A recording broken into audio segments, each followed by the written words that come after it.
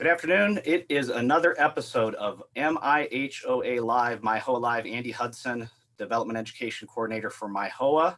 And I'm coming at you today on a Tuesday afternoon from beautiful St. Louis, Missouri. Hey, I'm just a below average live streamer, a average skater, and above average referee, or maybe it's the other way around. Great guest again today for our live broadcast. These things have been a lot of fun.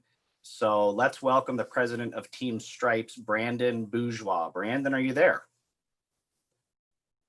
Hey, Andy, how's it going? There he is. All right. How you doing, my friend?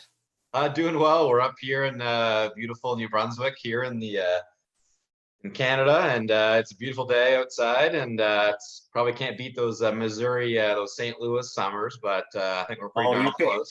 You could beat that. You could beat the snot out of them, my friend. It gets hot here. It gets hot and humid and sticky, but I'll switch roles with you anytime in the summer. You can come take care of my teenagers. I'm okay, I think, where I am. Thank you.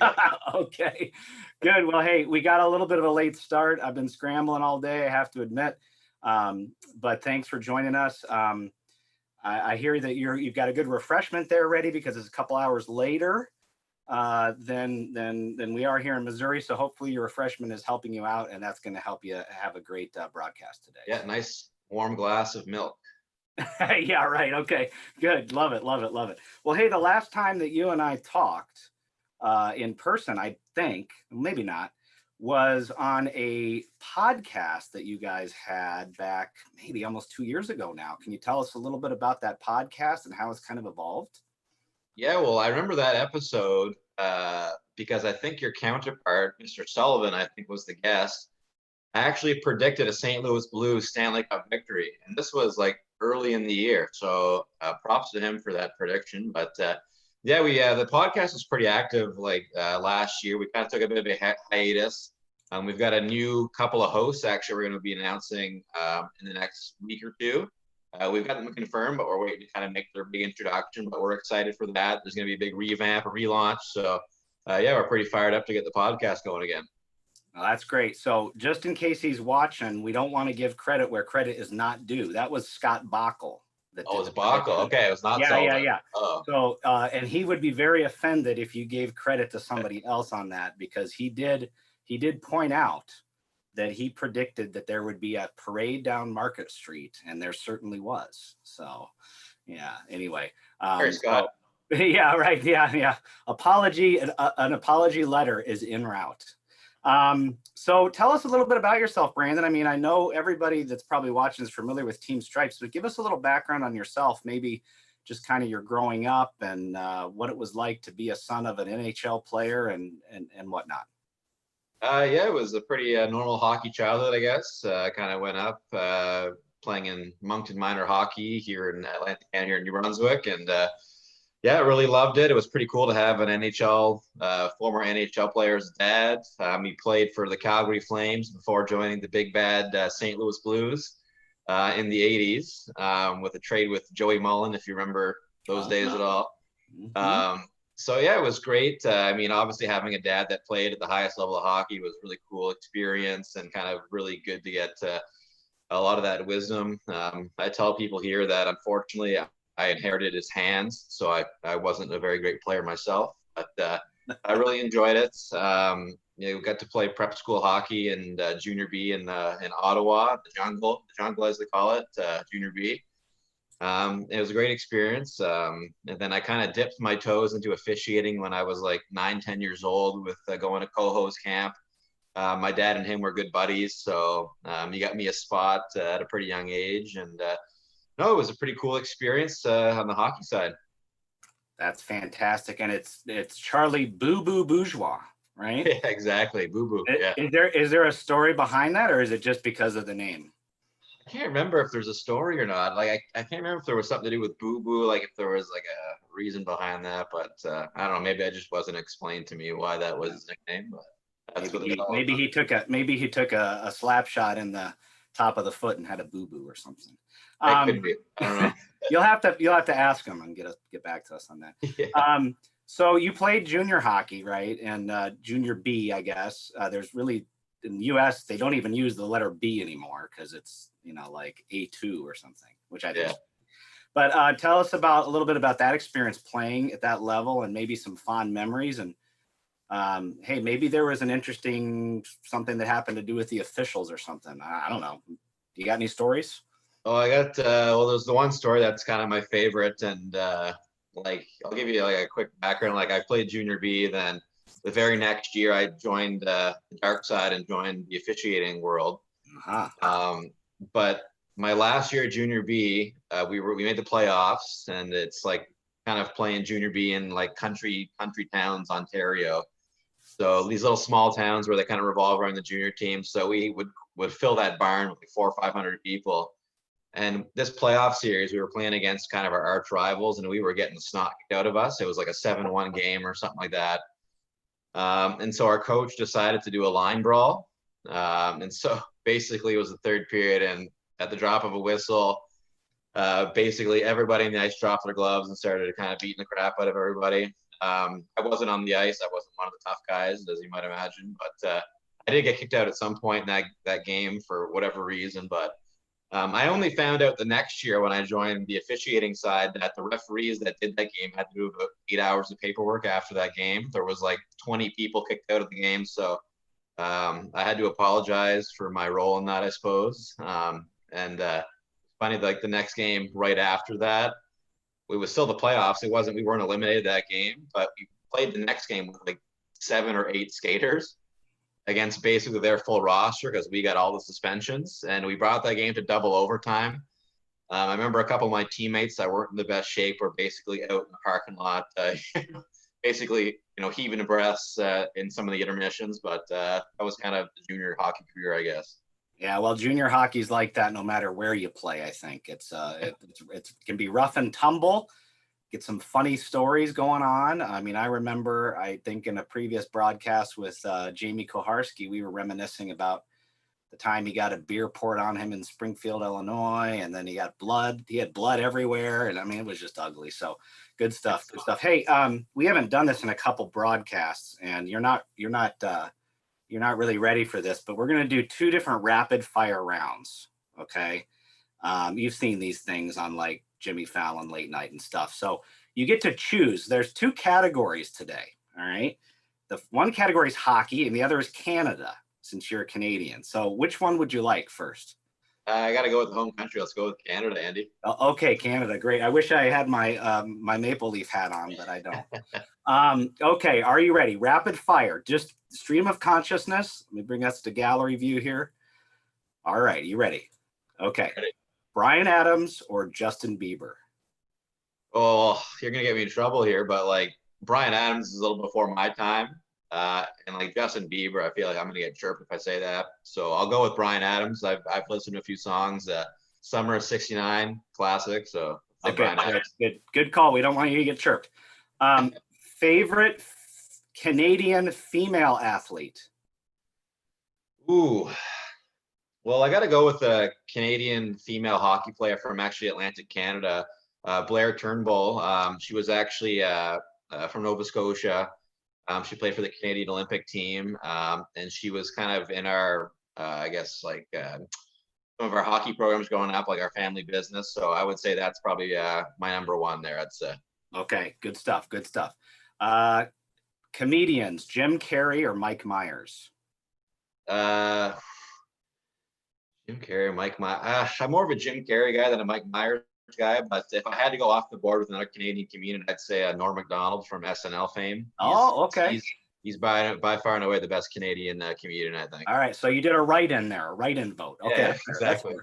Okay, best poutine topping. Ooh, when I was in Ottawa, if anybody's been to Ottawa listening to the show, they have a poutine chain, if you can believe that, called Smoked Poutineery, which like had like 30 different types. But I think like it wasn't roast beef, but it was like pulled pork or something. I think was like the go-to. So I think pulled pork was like the popular item there. Yeah. So when we get done with this, we'll come back to that so that the American viewers know what the heck we're talking about. All right. In the winter, do you wear a toque or a beanie? Toque, I want to say. Okay, toque. Yep, good. Okay. Yeah. And then favorite Canadian pro golfer? how many are there? And I don't know if this is a trick question. I mean, because Garrett Rank's a ref. That's what you should Calls. answer. That's what you should But answer. let's say Garrett Rank, yeah. Okay, good. Mike Weir, I don't know. Well, Okay, so for those of you from the U.S. that are watching, poutine, am I saying that right? Poutine? Poutine is like the French Poutine pronunciation, but I think that's just is as good. Yeah. I've only had it a few times when I was in Quebec City one time, and it's like French fries smothered in all whatever you want, pretty much, right? Yeah, it's basically like a heart attack on a plate, so I would urge caution, but it's very good though. All right, cool. All right, good stuff. Those are fun. Let's see who's tuning in here. Dan O'Very from St. Louis is tuning in. He says, "You set the bar, Huddy." That's my nickname, Huddy. Just one of those stereotypical hockey nicknames, Huddy. Yeah, exactly. Oh, yeah. So do you have a hockey nickname?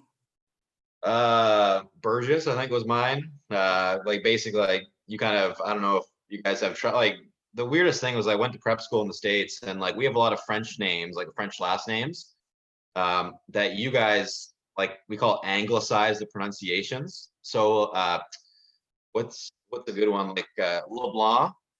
We call it LeBlanc, but in the US you guys would call it LeBlanc. So stuff like that, and it was something like that where we went to a tournament where they pronounced bourgeois as Burgess. So anyways, Okay. anybody? Oh, hey, one last question on the rapid fire. I forgot to put this. Molson Golden or Labatt's Blue? Again, you're aging me here a little bit because I feel that's like a question for like my dad's generation. Well, I'm aging myself. If anybody ever has asked that question, I know they always go with Labatt's. Okay, so I'll say Labatt's out of caution. Fair enough. Okay. All right. So let's get back into hockey. So you started becoming interested in officiating when you were like 20, 21 years old, right? Well, I always loved it when I was like a little kid. Like I went to co-host camp when I was like 9, 10 years old. But like, I mean, for people listening, like when you're still playing, like you can't really. It's tough to do both, especially when you're, on the ice, like 4, 5, 6 times a week as a player. And that was no different than me. Like whenever I played prep school, I tried to get into officiating, but it wasn't really until I stopped playing that I jumped full board. All right. Okay. So when you did start taking it a little bit more seriously, how quickly did you kind of rise up through the ranks and kind of tell us a little bit about your journey on the ice? I mean, like fairly quickly. I remember starting out in Ottawa. I was doing novice games. I still remember the very first 2-man game I did, where I still remember my very first supervision, where I was in the corner as a 2-man, and the players were skating behind me. And so I turned to face the 2 players in the corner and had my back turned to all 8 other players on the ice. So I remember that, but I think it was pretty quick. I did like novice the first year. I started working like AA for like Adam Pee-wee the next year. And then I want to say the third year I started doing like a little bit of junior C, junior B. So it was like fairly quick, but still kind of went through all the ranks. So I never skipped anything really. Good. Fun fact, the first penalty I ever called was on my own brother. Oh, really? Yeah, and he still gives me grief about it. And I'm going to admit it finally after, let's see, 33 years or so. I'm going to admit that it was a poor call. I think I'll call him, or I'll clip this out and I'll say that I admit it finally. And maybe what was the call? Well, it was tripping. It was weak. It was a weak tripping call. Oh, yeah, you sold it at least, I'm sure, though. Yeah, I mean, it wasn't like Coho says. It wasn't even a 1-minute call. It wasn't even worthy of 1 minute. It was worthy. Hey, I'm sure you picked on you or something when you're younger, so it's even up, I'm sure, for something there, right? Yeah, exactly. He's my younger brother. He deserved it. He deserved it nonetheless. There you go. So let's talk a little bit about your education, because you have a pretty interesting resume, or CV as you call up there, as far as your education goes. Can you give viewers a little background on your education? Oh, sure. Yeah. Like when I was in Ottawa, I went to Carleton University. I started out doing economics. I loved like economics. I love Moneyball, like that kind of stuff. But realized that you need to be good at math to do that. So I dropped out of that, did pre-law, we call it, or undergraduate law. And then basically after 4 years, I still didn't know what I was going to do. So I took a master's of entrepreneurship and innovation management, I think was what it was called. Basically, it was kind of like learning how to do like technology startups and kind of like the 21st century and stuff like that. So it's pretty cool stuff. Great. And so you pursued your master's degree then, right? Yeah, correct. Yeah. And how did that kind of lead to the whole idea of team stripes, or when did you start thinking about this, community of sports officials? How did that happen? Well, I think like with my degree, I mean, we talk about community as like a big part, like with a master's degree, like starting kind of a startup in the 21st century. I mean, the first thing you got to do is really just kind of get it off the ground. Like you can't take 2 or 3 years to build your perfect company. You just need to start with a concept and kind of improve upon it. That's kind of, I forget the term. I think it's called the lean startup or something like that, where basically you just start. You need to kind of start with a business model and improve it as time goes on, as opposed to spending 2 or 3 years building your business plan. But anyways, yes, to start Team Stripes, I mean, basically I was doing the officiating and kind of doing this master's program, and kind of the wheels were turning and saying, I think there's a great opportunity to bring something modern to officiating that might not already exist. And you touched on a really key word, which is community. And like I could count, every day pretty much in class. I mean, they talked about community, the importance of community, and that was so critical to kind of building any sort of modern, technology movement or anything like that. Is the idea of community. So I guess in a roundabout way, it was kind of when I started officiating and saw that maybe there was an opportunity to reach that community of officials that might not otherwise have already been reached. I mean, to kind of build that, put out YouTube videos or interesting stuff. So I guess kind of a poorly worded answer, but that was kind of the genesis of it, I suppose. No, it wasn't poorly worded at all. That was fantastic, and it's really been impressive. And I have to say, is I remember getting a message from you on the Missouri Ice Hockey Officials Association Facebook page early on, and you must have stumbled across our page. And I'm one of the page administrators. We got to get those other page administrators to get off their butts, by the way. But I remember seeing this, and I was skeptical. Brandon. When I first got it, I was like, yeah, this is like almost gimmicky or something. What's the angle here? Is he looking to make a buck or something? I'm just being honest with you. Oh no, but it's really grown into something that's really great, because we as officials, we know how passionate we are about it. We know how hard we work at it. We know how being a good teammate in the dressing room and out on the ice is so very important. And a lot of our guests have talked about that, Jay Scherers and others.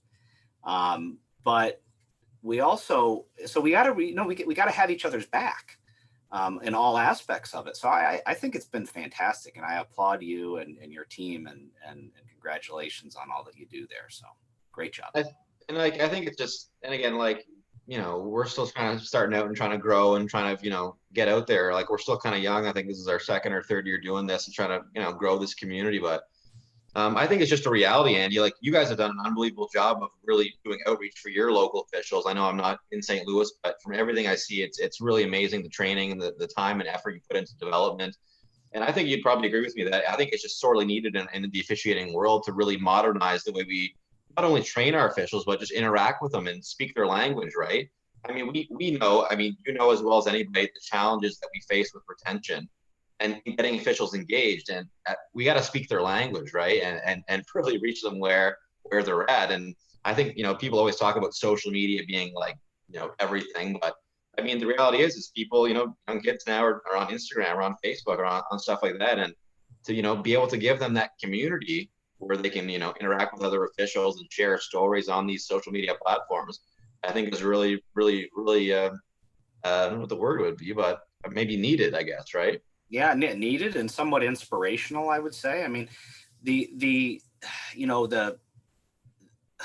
growth of officiating, the genesis of bringing new officials in, and I've been around this game and officiating for over 30 years, and just the amount of hockey that there is available out there now for these kids to play, and whether it's a camp or whether it's a weekend opportunity or a tournament, and then they play on 2 or 3 different teams. It's so busy, and there's so much pressure on these young kids. And when they try to fit officiating into that niche, it's so easy for them to just take the busy part of their life and to take officiating and just throw it away. And so we really, like you said, we really have to make sure that we're in front of them, where we've got to make sure that we're always engaging with them and keeping things exciting. And I can't. And actually, if you don't mind, Eddie, because like, I don't want to take over your question here, but if I could add something like research-wise, data-wise, that might kind of contribute to this, is that our organization actually got the opportunity to speak at NASO, it's called, the National Association for Sports Officials Conference. It's basically the biggest officiating conference in the world. And we got to do a seminar on online training and kind of like the modern take on training. And we got to talk about a lot of research. And if you don't mind, I'd like to share maybe just a little bit of the research that goes into retention. Please. But the basic, like there's a key paper that we looked at early on, even maybe a couple of years ago, where it talked about the key factors of why officials don't return, like why they would quit. And there's 3 reasons. And number 1 is problematic social interactions. So everybody knows what that is. That's, facing the abuse from the coaches or players or whatever, fans. That's number 1 for sure. But the other second one, is lack of training. So if people don't feel confident in their skills, that's a big indicator for if they're not going to return or not, or if they're going to quit. And the third one is lack of community. I think people focus a lot on the first one, which, granted that's kind of the one that's most prevalent, where you see the abuse and stuff like that. But having really good training and really good community is up there, and it comes to keeping officials around. So I think give you guys a huge shout out that you've done a tremendous job on the training side, which I guess is your baby, but also on the community side, because you guys, I see, are always engaging your officials, always giving them shout outs, making them feel welcome.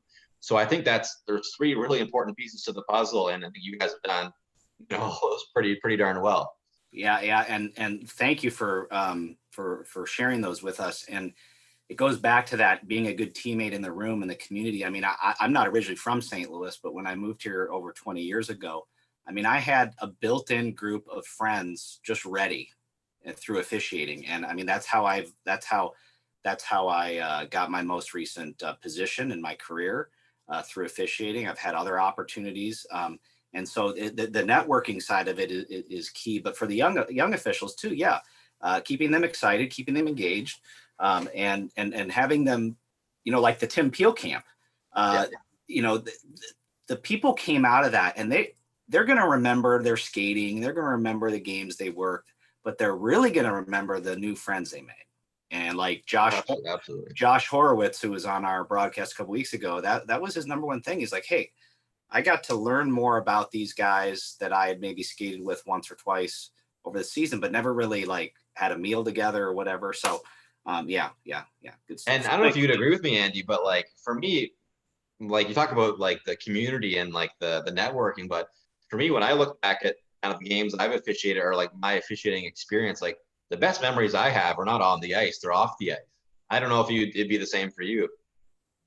Oh yeah, 100%. I still tell stories to this day. I actually took a trip out to Albuquerque, New Mexico, which I lived there for many, many years. And, there's hardly any hockey out there, but I went back and skated some games in Albuquerque this year with a guy that I hadn't seen in 20 years or more. And we just were telling the same funny stories that we told 20 years ago. And it was a great time.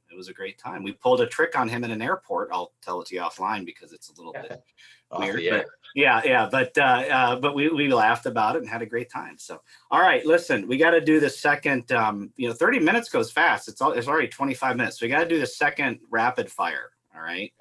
And this is the hockey round. Okay. Sure. You ready? Absolutely. All right. Bauer or CCM? Well, the company I work for now, CCM's a sponsor, so I think I'm legally obliged to say CCM. All right, me too. There we go. And I've been missing putting on my CCM skates, so I got my hat on instead. All right. Favorite Canadian NHL team? Oh, geez. I'm actually a Blues fan, like you guys there. So I didn't ask you that question. I know. I'll say Calgary just because my dad played for the team, the Flames. Yeah, the Flames, good. All right, favorite U.S. NHL team? You already answered it. Blues, yeah. Blues. All right, good. All right, what's the checking from behind signal? There you go. Yeah, see, it's different in the U.S. Did you know that? You guys do the symbol? Is it the? No, we stand up and we put it like our fist behind our back. Because I started officiating in prep school. That was when I first did my first ever like sanctioned hockey, and I thought it was something different like that. Not that it's a weird signal, but it's kind of like people talk about that being an odd signal for you guys. Right. Yeah. I like the Canadian one, honestly, but that's okay. Tape or shin tights? Oh, shin tights for sure. Yeah. Okay. Favorite ref with a last name Koharski? Well, I know Dawn has a young granddaughter, so maybe I think she'll probably be the best one. I'll say. Good. That's a safe one. All right. Glad you didn't say Don. No, I'm kidding. All right. So that was our hockey rapid fire question. All right. Yeah, it's amazing how fast these things go because we're almost at 30 minutes right now. This is awesome. He had it right for U.S. juniors, Dan O'Very says. I'm not quite sure what he's talking about there, but okay. Thanks, Dan O'Very. Kind of explain that in the comments, what the heck you're talking about. So we talked about retention. We talked about recruiting new members, a little bit recruiting. Well, I tell you what, let's talk about, maybe you can give us a peek behind the curtain on what's coming up with Team Stripes. Do you have any new projects kind of in the hopper? Big thing, first thing is the podcast is revamping that. And I probably was inspired a lot by what you're doing because it's unbelievable watching the video interviews and the quality. And I know the preparation you've been putting into this is awesome. Like the questions you've put in and how well it's produced. So that's the first thing, the podcast. I mean, part of what we're going to do is kind of do a lot of preseason videos and kind of put stuff out on our social media, just little tips and tricks from our awesome crew of guys and girls up here. Share some tips. I mean, obviously, return to hockey. We're not, nobody I think's 100% sure what that's going to look like, whether we start in September or what happens. But that's something. Then I guess looking down the road, a couple other things. But podcasts is probably the biggest thing right now is revamping that. Okay. Speaking of returning to hockey, and I know everybody's itching to get back on the ice. I know I am. What do you think about this electronic whistle idea? It's tough to say. Like, I know, like Team Stripes, we manage the largest Facebook group online for officials, the Ice Hockey Referee Club, and there was a post made about that where I was following where somebody was giving a review, and I don't know, like it's tough. I mean, I think the traditionalists will always be like, that's probably not the best idea, like having electronic whistles, but I mean, honestly, if it's required by Hockey Canada or USA Hockey, I mean, there's probably not much choice. But I mean, I just hope that they're loud enough if that's the way that we have to go. But I know the traditionalists out there are not going to probably be too keen for it. Yeah, and you liken it to maybe when we first had to put visors on, or for me, a helmet. My first year I refereed, helmets were still optional, so I went really for my first year. I don't know why my parents let me do that when I was 14 or 15 years old, but they did. Cool when you got the hair though, eh? Little Carrie Fraser action going on. Yeah, well, yeah, I used to have hair. So a little veer off topic here. So Dan O'Very said checking from behind signal. In U.S. juniors, in junior hockey, that is the signal for checking from behind. But in amateur hockey, like below juniors, it's the other ones. Okay. Gotcha, O'Very. What was I going to say? Oh, my thoughts on the return to hockey. Okay. I'm just going to share with you my thoughts and maybe you think about this. I think that USA Hockey and Hockey Canada should really look at almost waiving the certification requirements this year to make sure that people come back to officiating. Because here's what I think is going to happen. I could be totally wrong, and I hope I am. I think people that have been, especially in the older age groups, like my age and older, late 40s, 50s, whatever, I think they have been used to reffing 2 or 3 times a week or whatever it is. And I think they have replaced that 2 or 3 times a week with something else, whether it's going to play tennis, whether it's hiking, whether it's spending more time on their back patio with their spouse. And I think if there's this talk about all these restrictions and social distancing and maybe using electronic whistles and having to wear masks, maybe, hopefully not, I think some of those officials might say it's not even worth it. What do you think? Well, it's so tough. Like, it's like we talk about this at the hockey company that I work for. It's almost impossible to plan because of how many variables and factors are going on right now. Like, I mean, from the discussions we had, and I don't know if you guys are hearing anything in USA Hockey or even in your guys' like association, but like minor hockey here, like kind of the Hockey Canada side. I mean, what we're hearing through like various chatter is that they're anticipating anywhere from a 5 to a 25% drop off in player registrations, for a variety of reasons, safety, maybe cost, maybe somebody lost their job with COVID, like all those kind of factors. But even things like in where we are in Atlantic Canada, there's talk of really no tournaments or no travel till December or January. And then you combine that with maybe things like there being maybe with scheduling, like that's something we're looking at right now, where instead of having a 15-minute flood between ice sessions, now they're talking about 30, so that there can be less of a transmission when players are coming out of the rink. So maybe instead of doing 2 or 3 games in a span of a few hours, you can only do 1 or 2 games, right? So maybe it's less economically feasible. So there's so many factors, Andy, where it's so tough to even give a guess right now what things are going to look like. But if anything, it's not going to be. I don't think it's going to be more attractive for officials. I think it's going to be harder, whatever way we look at it. So yeah, and I think if people from USA Hockey or Hockey Canada are watching, and this isn't a critique, this is just a suggestion, is make it as easy as possible for your officials to come back and want to come back this year, because I agree with you. The stuff I'm hearing is guys are saying, are you kidding me? I might have to get dressed at home because the referee room is the size of a broom closet. A lot of rinks have that. And who's going to want to do that? I mean, what do you put your skates on and put rubber skate guards on and walk through the parking lot? So I really hope that people listen to that and kind of take that to heart, because I would hate to lose a big batch of officials because of this thing that is going to end eventually. Yeah, I think you're right. And I'll give a lot of credit. I don't know the US Hockey side, obviously, as well as you guys do, but I know Hockey Canada, I'll give them a lot of credit where basically all of the panels and committees and all that stuff they've been put together. Officiating has always been there on the provincial side. They've been having officiating committees, so I think it's on their radar. But I think you're absolutely spot on, Andy, and kind of what you've been saying there. Okay, well, and I hope I'm wrong, honestly, because I want to see as many officials come back. So, we've overdone 30 minutes. I know I had some other questions to ask you, but maybe I'll have to invite you back again. Is that okay? This is awesome, and you do an awesome job with this, and this is a lot of fun. Yeah, it is fun, and 30 minutes flies, by the way. So for those of you watching, next week, we're going to do one with Jonathan Morrison. And I don't know if you know Jonathan Morrison, Brandon, but he's a great guy.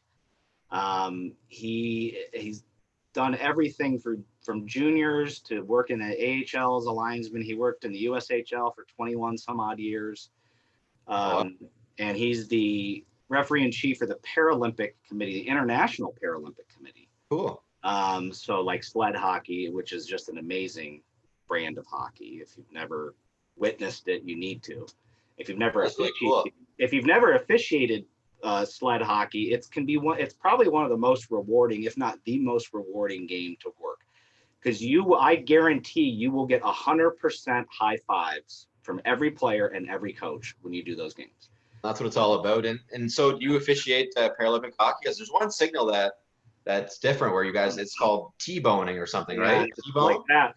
So I don't do international, but I do some of our local events, and then we hosted the USA Hockey NHL Sled Classic here in St. Louis back in whatever the heck that was, November.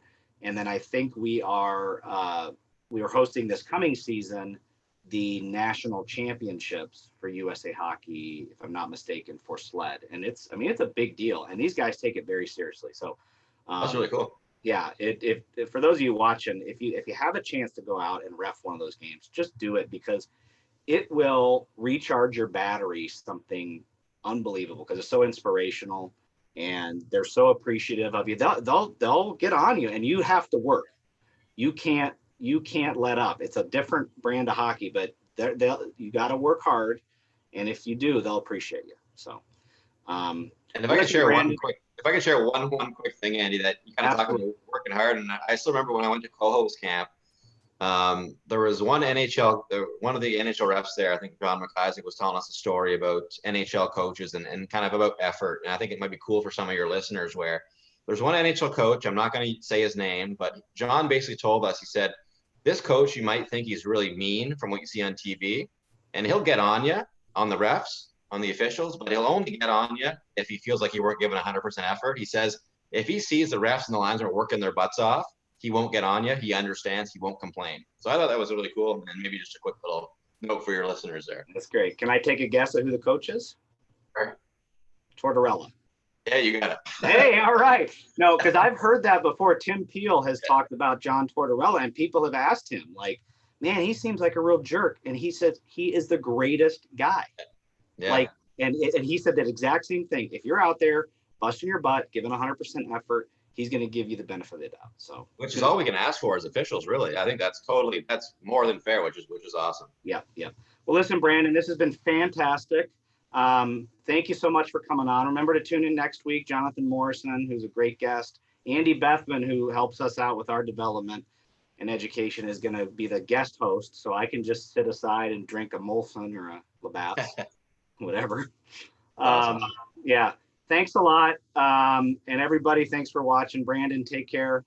And we'll see everybody later. Take care. Thanks a lot, Andy. Thanks for all you do. And sorry to hear the Tim Peel camp was canceled, but I know you guys will be back better and stronger next year. So yeah, thanks a lot, and good luck with everything this summer and this season. All right. Take care, Brandon. Hey, thanks, Andy. See ya. Bye.